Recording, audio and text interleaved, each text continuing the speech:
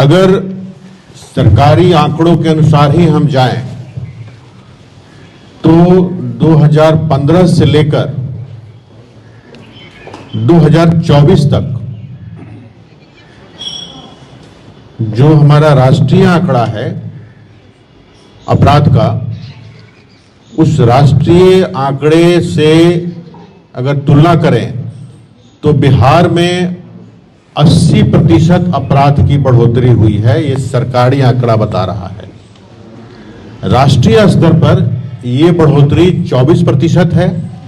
2015 से और 2024 की तुलना करें तो राष्ट्रीय स्तर पर ये बढ़ोतरी 24% है, लेकिन बिहार में ये बढ़ोतरी 80% से भी ज्यादा है। ये अपने आप में बताता है कि बिहार में क्राइम की, अपराध की स्थिति क्या है। 2025 पे आते हैं। 2025 आपको मालूम है कि चुनावी वर्ष था और चुनावी वर्ष की वजह से चुनाव से संबंधित हिंसा भी होती है और अपराध भी होते हैं। 2025 के बारे में जो बिहार पुलिस का आंकड़ा है उसके अनुसार मर्डर के केसेस में 7-8% की कमी आई है बिहार पुलिस के आंकड़ों के अनुसार। और दूसरा कि अर्बन एरिया में जो इस तरह के अपराध हैं, मर्डर और किडनैपिंग, इसमें कुछ एक परसेंटेज की कमी आई है, लेकिन ये बिहार पुलिस का डेटा है। मेरा मानना है कि जो रूरल एरिया है, हमारे ग्रामीण क्षेत्र हैं, वहां पे कमी नहीं आई है। और दूसरा कि रजिस्ट्रेशन ऑफ केसेज बिहार में, आप जानते हैं कि अगर कोई घटना घट जाती है, आप अगर जाते हैं आप केस दर्ज कराने, तो थाने में केस दर्ज कराना कितना मुश्किल है। और कई बार केस दर्ज नहीं होता है तो आवेदनकर्ता को कोर्ट में जाना पड़ता है, सीजीएम कोर्ट में जाना पड़ता है, वहां पर पिटीशन फाइल करो और उसकी लंबी प्रक्रिया है। तो रजिस्ट्रेशन ऑफ केस बिहार में 100% नहीं है। आप केस दर्ज कराना चाहते हैं तो इतनी आसानी से केस दर्ज नहीं होगा। उसके बावजूद ग्रामीण क्षेत्रों में केसों में कमी नहीं आई। इसका मतलब है कि अगर 100% रजिस्ट्रेशन होता तो केसों की संख्या और ज्यादा बढ़ती।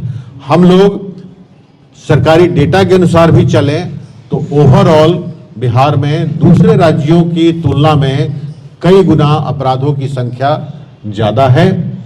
और इसके कारण पे अगर हम जाएं तो 4-5 मुख्य कारण जो मुझे समझ में आ रहा है वो ये है कि पहले तो शुरू करते हैं शराबबंदी से।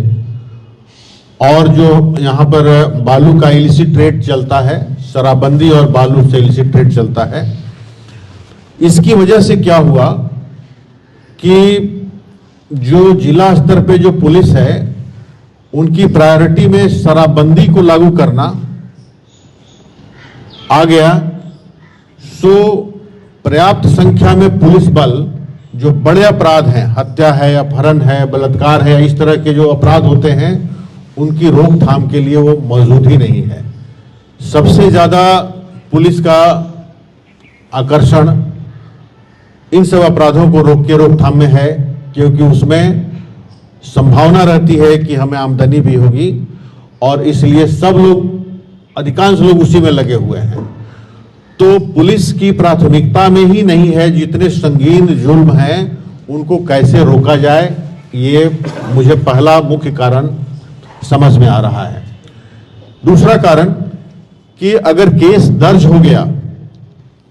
हो गया तो अनेक कारणों से, चाहे स्थानीय प्रभाव से या लोभ की वजह से, जो पुलिस के जो थाना स्तर पे अधिकारी हैं वो मुजरिम को नहीं पकड़ते हैं।